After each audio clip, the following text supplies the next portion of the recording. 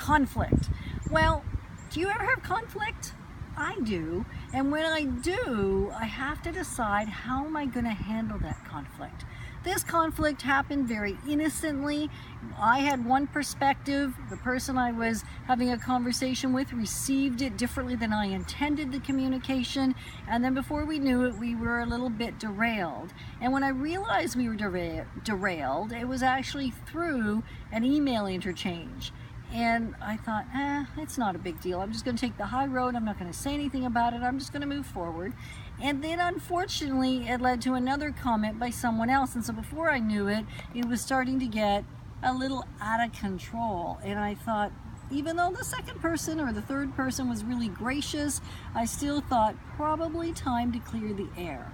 And yet uncomfortable, at least for me, and I suspect for most of you, for most of us, to step into a situation or a conversation that may or may not go well. You don't really know. And I didn't really know. I didn't know the other lady very well, and yet I knew that the worst thing I could do was put another email or another message or another text or non-verbal communication to it. So I did just send her a quick message and said, I think we need to clear the air. Can we talk? And she said, really? Clear the air? Did I do something?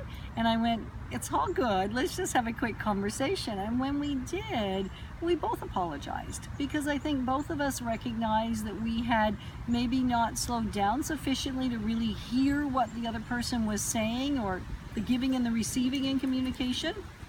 And so very quickly, we were able to walk through something that could have escalated way out of control, or if it hadn't, that's if we'd done it via email, it probably would have escalated out of control, or we could have both chose to ignore it, and then the next time we saw each other, it probably would have been a little awkward or strained.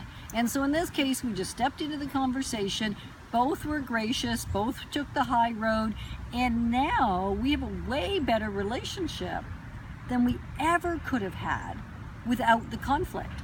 So conflict, in fact, in this case, and in so many times I find in my life, makes the relationship stronger.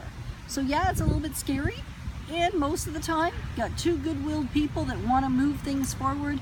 It actually makes life sweeter, grander, and just a little bit more knowledge of one another. So conflict, seize the opportunity just with a gracious heart, and generally it's going to go so well.